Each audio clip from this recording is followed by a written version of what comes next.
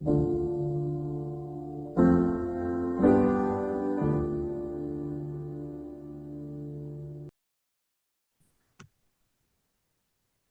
you remember when the freeze of 2021 happened?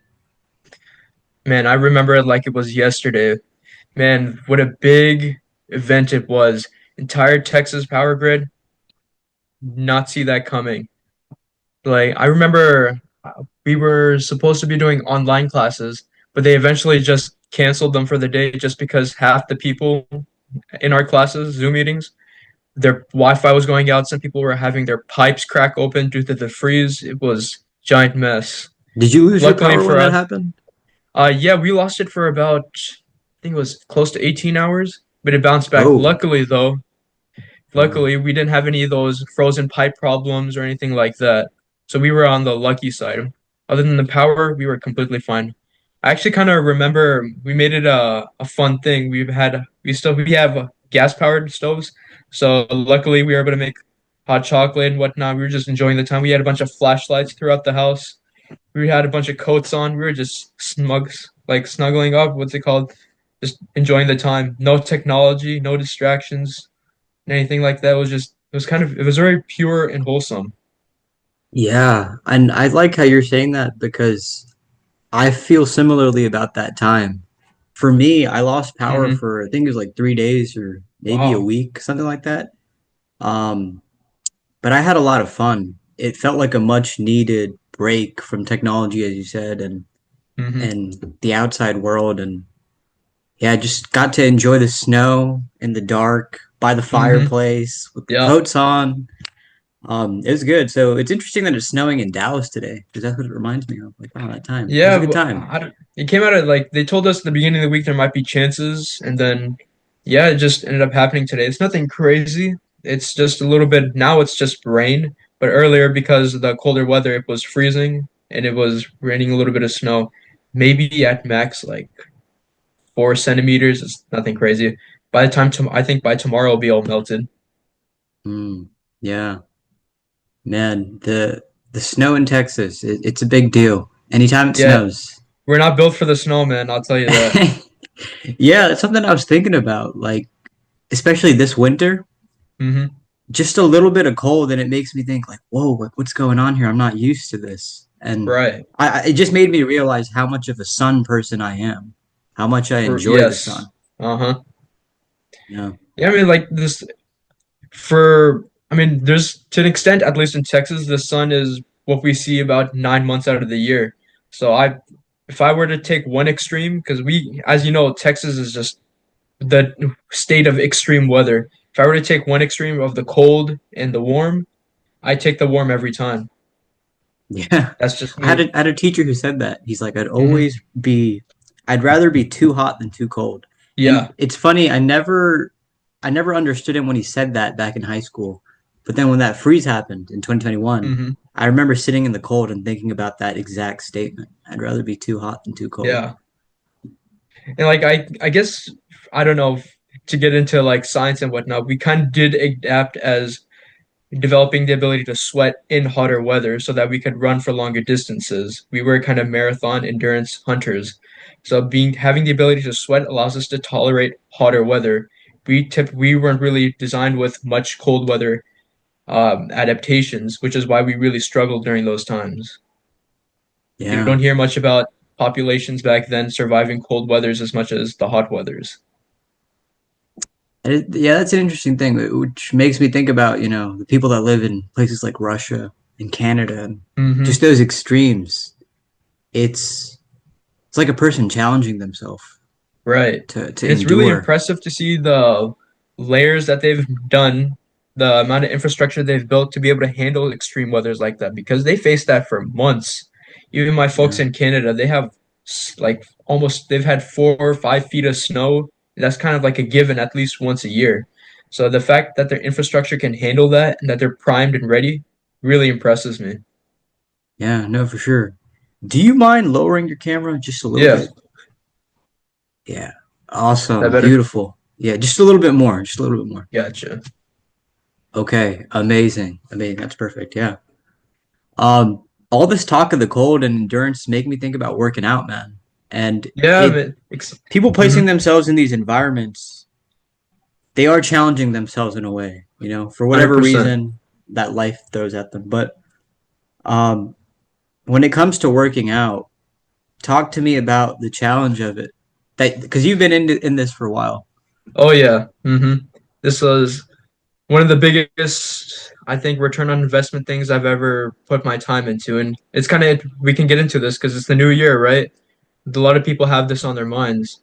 For me personally, I never started with wanting to lift weights or anything like that. For me, the beginning I did this was April 2020. We had a COVID lockdown. We were all at home for about a month. School had ended. For me, it was about to be Ramadan, right? So I figured, I'm gonna take this as an approach to lose weight. For me, that was the only thing I wanted to do, lose about 50 pounds, and I thought I would be happy. And so about the end of Ramadan, I was losing close to 30 pounds. But after that, you kind of dive into things. That was a very extreme way to do it. So then What do you I mean by kind of did that? it. An extreme way of doing it. So with Ramadan, obviously, you only have a limited time to eat. In essence, it's kind of like intermittent fasting. You wake up at before dawn, you eat as much as you can. You go fasted all the way till sundown, and that's when you eat. Now, purposely, then I was also restricting how much I'd eat because I had no idea how to track calories, watch what I eat, which is more calorically dense, which has more protein. I had zero concept of the macronutrients that I was putting into my body at the time. So for me, all I heard was to lose weight, you have to be in a calorie deficit. What I didn't understand was, well, you can do that two ways. You could either do it through eating less, moving more. Well, technically the third way you can do it is by doing both, which I think is the best systematic way you can do it. In order to lose weight, in essence, you have to lose about 3,500 calories. That's how much calories are in a pound of body fat. So to lose a pound of body fat a week, you have to be, so 3,500, divide that by seven, that's 500. So you have to be in a calorie deficit of 500 calories in order to lose a pound a week. Now, if you do that too fast, you restrict your calories too much, you're going to crash your metabolism. That's why I didn't realize what I was doing. So after Ramadan, I kind of watched a little bit more YouTube videos, got a bit of a baseline understanding of losing weight and how that works. And I started losing about, I'd say, half a pound a week. And I just tracked that over time. By the time lockdown ended, schools were back open face to face. I think I started at 100, no, not 100, sorry, 203 pounds. I ended it at 123 pounds. So that was Wow, a drastic thing. Yeah, I that mean, is really impressive. yeah, it's impressive, but I wouldn't say it's the most approachable thing to do. It's not something you could substantially, you can't make it last, is what I'm saying. It's not a sustainable thing to do.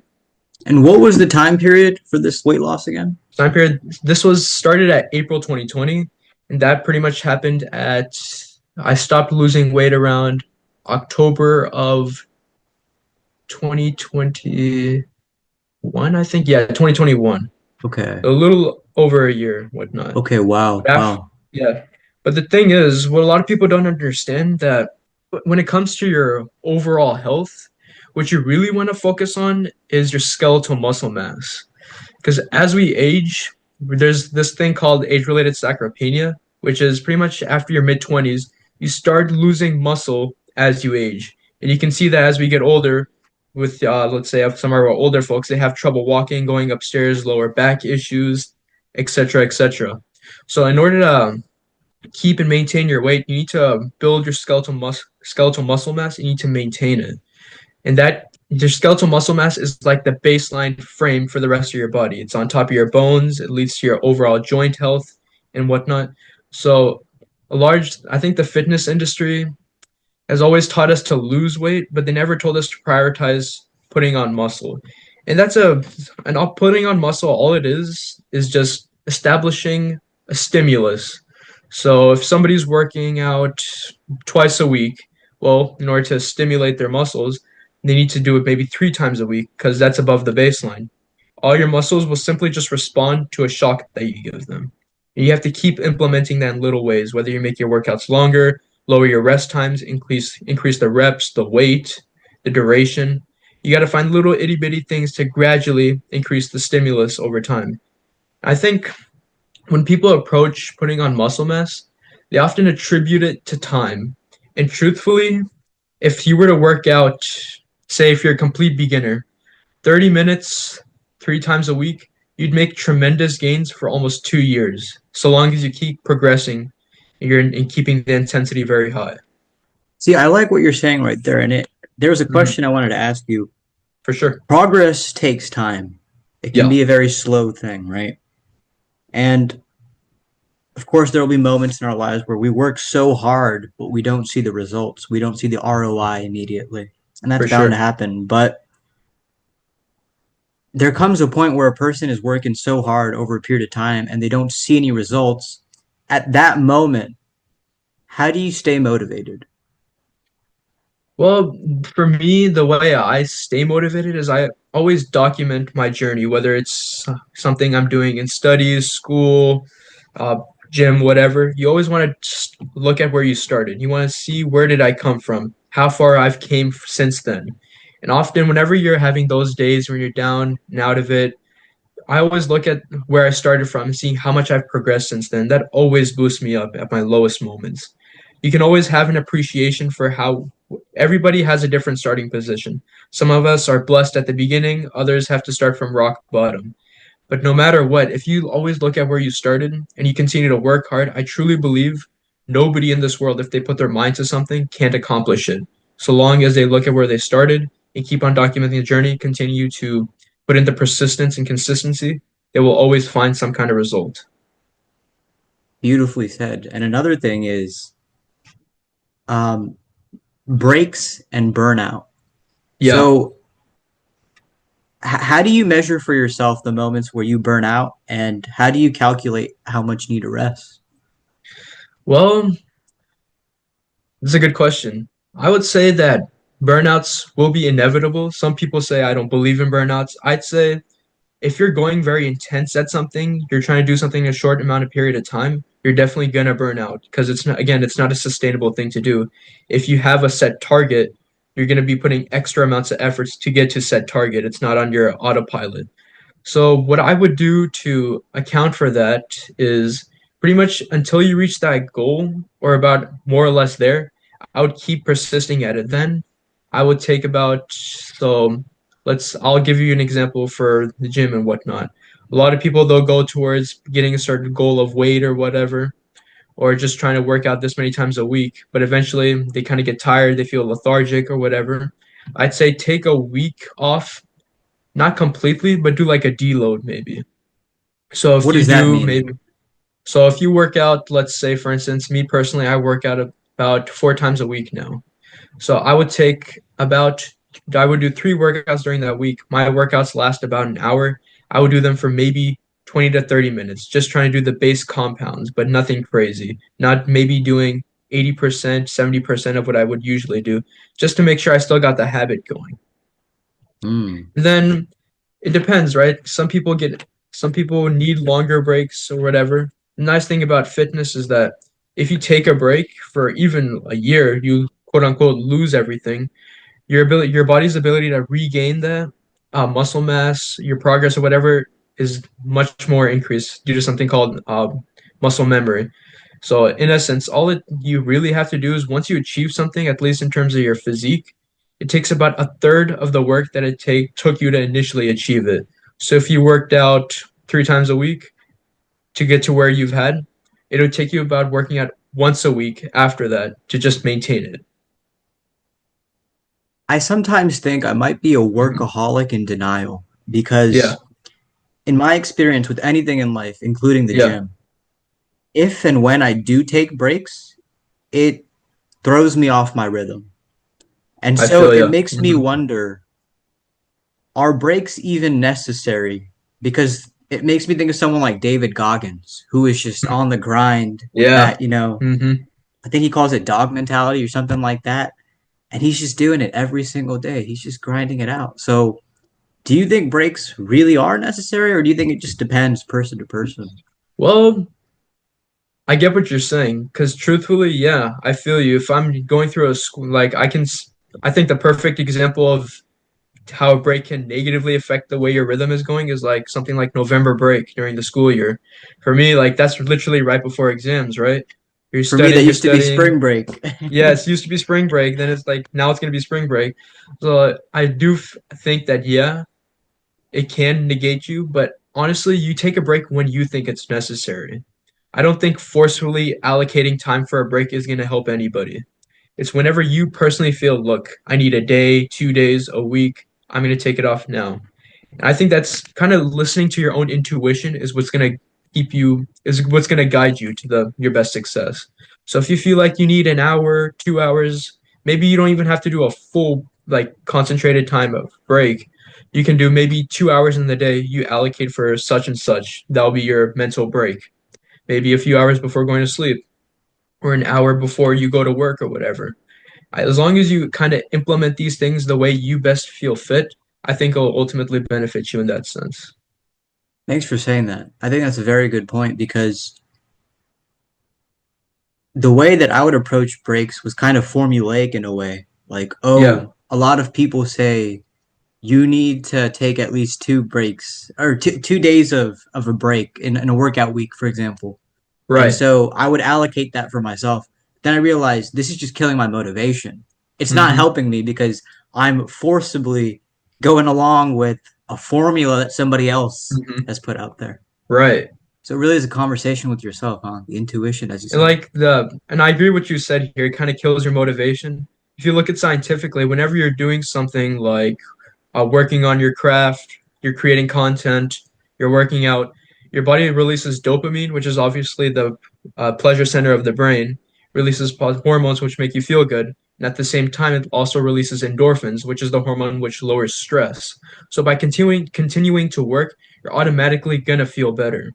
Now, obviously, you're going to have periods of time where you're not going to feel as motivated or you're going to feel burnt out, quote unquote. And that's when you can kind of take a little bit of time to deload. But I think as so long as you're working towards something and you're proud of what you're doing, you're going to eventually feel good about it. I don't think you'll really get burnt out so long as you're doing what you want to do, in a sense. So that was really fascinating what Mhm. you just said there. When you're working towards something, endorphins release and that lowers your stress. Did I get that Yeah. correctly? Yep, Wow. that's correct. And So that's why I preach working out to so many people. A lot of people tell me, look, I don't have the motivation to work out. It's so hard. I don't know, I worry. I'm like, look, you're gonna feel better. It doesn't matter how long you work out for. You're thinking about the specifics too much. Just try. Trying is the hardest part. Starting out is probably what half the battle. As long as you start, you're gonna feel the rhythm going. You be consistent, you're gonna feel better, you're gonna look better, you're gonna be better. Your overall attitude towards things is gonna be completely different. that, yeah, I mean, what you said right there is really powerful for anyone to hear because if you work on something, not even just working out, if you just work on Yeah, something, it lowers your stress, and absolutely. that's that's a crazy revelation. I'm not gonna lie. Like it sounds so simple and so obvious, but that's that's that's big knowledge, man. That's Yeah. powerful. Hmm.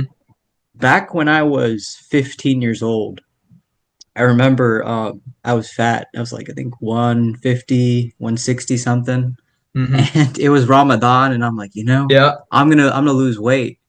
And so the whole Ramadan, I thought I was fine because I was just doing push-ups and sit-ups and just eating in the evening. And then I Yep. remember it was Eid, and I had eaten I think it was like 2 or 3 plates of biryani. And I was looking Hmm. at myself in the mirror, and I'm like, I'm still fat. And I remember Right. it was really getting to me. And then I saw this meme on Instagram. It was something like Hmm. about a girl saying something like, oh yeah, because obviously I want a guy that is fat and plays video games or something like that. And I remember I was just crying, and I was like, damn, Uh-huh. like this sucks. I thought I was gonna lose weight by the end of Ramadan, but it didn't happen. So I remember looking at myself in the mirror and just being like, you know what? I'm gonna make the change happen. I'm gonna take it to the drastic measures. And I think it appeared it was 2 months. Yeah, by the end of that summer, I had lost like Hmm. 30 pounds. I was in the 120 range. It was a Yeah. complete transformation. And I remember when that happened, it felt the possibilities became so transparent to me that if you really have a strong motivation and a desire, and if you stick true to it, you can make things happen. Yeah, and I agree with you. You have to make time to prioritize things. A lot of people tell you, no, you need to have a work-life balance. If you want to achieve something for a set duration of time, you're gonna have to go all in on it. Because and you can look at anybody who's successful. They always advocate for obviously having your work-life balance, but that's after they've achieved their results. So you always want to have at least 3 to 6 months or whatever it is. Maybe you're trying to work a job. You're always going to have to prioritize that for some part of your life, and you're going to have to sacrifice other things. As unfortunate as it is, if you want something, you're going to have to work for it. And that's not a bad thing. A lot of people say, well, look, you should have a work-life balance. If you're trying to strive for something, you got to work for it. There's no way around it. You're going to have to bite the bullet one day and work. Dude, you're dropping some jewels, especially right there. The work life balance after they achieve the results. Hmm. That is powerful. That's a really big realization, yeah. And I knew this one guy who was, he was a gym fanatic as well. And one time I had a conversation with him. He was telling me, man, what I love the most about the gym is when I'm there and I'm working out, I'm lifting the weights, I'm running, it feels like anything is possible. That's what it feels like in my mind Hmm. when I'm there. It feels like anything is possible. I can do anything. And I relate to him. When I'm running, when I'm lifting the weights, when I'm doing the movements, it really feels like anything is possible. When I'm in here, I can do anything. When I walk out and I get to my car, it feels like I can drive home and do anything as well. It just Yeah. has this intrinsic motivation about it. And what I think the reason is behind that, I'm speaking personally here. The reason why I like it so much is that to really be involved in your fitness, you can't have any distractions. Whenever you're working out, if you're working out properly, it's literally you, the weights, and the next set. There's no distractions whatsoever. There's no phone. There's just your music. You're in the zone and you're just pushing, pushing, pushing farther than you've ever thought you can be. You're always testing your limits. This is my favorite quote. It's gonna be kind of cheesy, but it was from the movie Man of Steel. I think Jor-El said this to Kal-El. The only way to know how strong you are is to keep testing your limits. That has stuck with me so much. It's such a beautiful quote that I don't think as so many people appreciate. It really sticks with me here. No matter what it comes to, the only way to know how far you can go is to keep testing your limits, and that's what it's all about. That's what life is. Constantly pushing, pushing, pushing for better, better, better. Testing your limits, seeing what you can achieve, and you look back and you can feel proud about something. Yeah, very good point, man. Yeah, Like I think the best part about just specifically working out is just the amount of concentration it takes. The reason it feels so good is just it's just one singular thing you're going for. That's really easy to idealize. yeah, no, very good point. If something is too complex, it's going to be difficult for you. Not impossible, but difficult for you to sort all that out. But if you Right. focus on something singularly, it's a lot easier, break the stuff 100%. up and focus on it. I wanted to ask you, what is Hmm. your hype song in the gym? My hype song in the gym? Uh, bro, again, I know people are gonna find this cheesy and whatnot, but it's the Man of Steel theme. Bro, Oh, something okay. about that, it's empowering. Whenever the beat drops, it's something else. I always I use need to that hear as it. whenever I'm warming up, I always listen to that song by Hans Zimmer, Man of Steel. It's the best kind of motivation pump up song that I'd listen to. A lot of people Oh, like listening to some of the rocky music and whatnot. That never did it for me. For me, it was always the Man of Steel Hans Zimmer cover. is Superman It your was favorite the song I superhero? think was called was it? You were saying the song is what? Uh, it's called Flight. by Hans Zimmer, and it was made for a Man of Steel. For me, that's my favorite hype song. And Yeah, I'll it's have to there's check no it out. words. Yeah, there's no words. There's no dialogue. It's just beats, melodies, and instruments.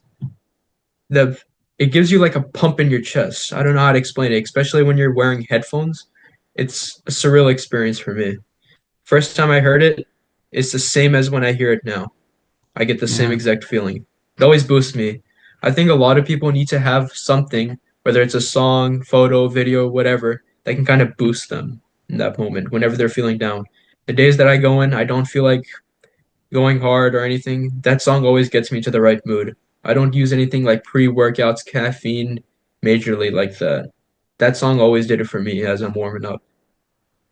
that is fascinating because what's most fascinating about that is Hans Zimmer would never know. He would never Yeah. know the effect it had on you, but it's such a big deal Mm-hmm. for you. That's amazing. Is Superman your Yeah, favorite man. superhero? He's one of my favorite. I like what he idealizes. The whole thing, the S symbol on his chest, how it means hope. That really did the character for me. I've always liked the character of Superman, what he kind of ideal, the way he instills hope into others. Here's this guy born of two worlds. He's just kind of supposed to be the glue between those two worlds, trying to be the best of both. Yeah, he is like a bridge in ways. Yeah, for me, superheroes have always been so fascinating because uh, it's funny when I was a kid, and I'm sure like when you were a kid too, it was liking superheroes was like a kid thing. It wasn't really a thing that Yeah. adults were into. But now we're living in an age where even adults, like grown adults, like old people even, are really into Hmm. superheroes, and it's so Yeah. fascinating. And I think it's really cool because those stories they really have a lot of mature lessons in them. There's a lot to Or learn from them. definitely. And they Yeah. kind of personify our internal cores to an extent, I think. We strive to be like those superheroes, project those qualities in our day-to-day lives. Yeah. I think about Spider-Man often. I think about the Mhm. X-Men. I think about Yeah. Batman. Like for example, Batman is my brother's favorite superhero. And I like Oh, yeah. Batman as well, but it's a different thing for him. For me it'd be Yeah. more Spider-Man or the X-Men or something. So it's interesting also how the different characters resonate with people. And they are all fake. It's all fictitious, but the stories, the inner core, that speaks to a person Think and it about how many motivates people them. of those heroes, those stories have touched and how it's inspired them to do better in their own lives. I think about that from time to time. I think, wow, the guys writing this are also kind of superheroes in that sense. They inspire millions of kids, adults, old people alike to pursue things that they want to do Yeah, and just Plato to says overall it. be a better person. Yeah. Plato says those who tell stories rule society. So I think that's an interesting thing, man, for sure. But are Yeah. you your own hero? Am I my own hero? Well, and from I would say so, yeah. I'd say my biggest hero would probably be my father and my mother. I always look to them seeing their story. The way I kind of approach being your own hero is I look at a story. 90% of the time, the superhero is always struggling. It's only at the end that they finally overcome and triumph and they have all the glory and whatnot. So I always look at periods of time whenever I'm personally struggling or whatever as a growth period. I always think, look, Batman, he was always struggling. He never had everything. He lost his parents. He was growing up. I mean, obviously he was rich, but like he had to build himself from the ground up. And that's what I kind of like to think about. Whenever I never get caught up in negative thoughts, I never submit, think, ah, I'm suffering. I hate this. I don't like this. I embrace it in a way. Sometimes I'll even like kind of gaslight myself, saying, no, I'm not tired. I just need to work harder. I'm gonna do better. I'll get up there. And that really helps me. Yeah. You're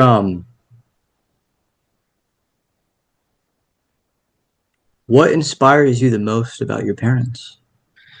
Man, both the fact that both of them came from third world country. My mom came from Pakistan.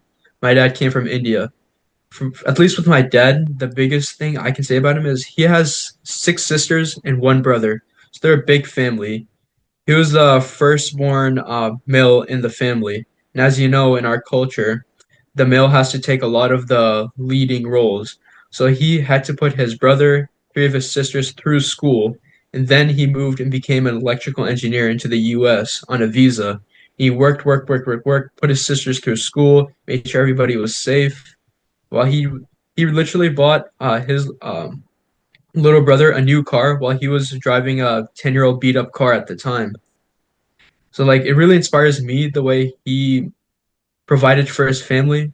I want to do the exact same thing. And that's he kind of models how being an older brother is for me. I have a little brother of my own. I always strive to try to suffer in order to give him better advice, better outlook on life. Yeah, yeah, no, good point, man. I like that. Thank you for sharing that. Yeah, Um, we're coming to a close on the time here, but I was wondering, gotcha. Issa, do you have any closing thoughts? Anything you felt like you wanted to say we didn't get a chance to, or something on your mind that you wanted to express? Mm, I would say that so long as you should always prioritize going forward. A lot of people get stuck in the thought. I look at the modern world and I just everybody's depressed and I just think, a bad day is coming. A bad day is coming. At some point in time, you're gonna have a reason to be upset, whether it's gonna be the death of a loved one or something bad really happens. Soon enough, you'll have a reason to be upset over something. Don't do it in advance. You have a flat tire, boo hoo. People get very affected by little minor things. And I think so like go through life, try being unaffected, be strong-willed. That's all I can say here. Don't let little things affect you. Look at the big picture. Thanks for saying that, man. It's really inspiring. And whoever hears this, you really dropped some gems. So Well, I I hope appreciate it it. I'm just trying to be benefits. like you, my friend. It's funny. You're talking about we discussed inspirations and whatnot, and like you're my cousin, and right now I'm currently fat, unfortunately. But it makes me think like, hey, if my cousin could do it, I could do it as well. Yeah, So man. everybody inspires each other. 100%. Yeah. 100%.